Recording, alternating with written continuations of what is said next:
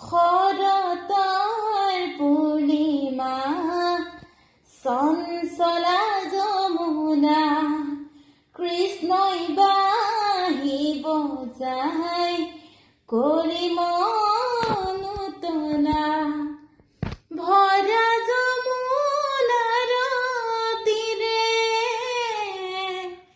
মোহন মুৰলী বজাই বনমালী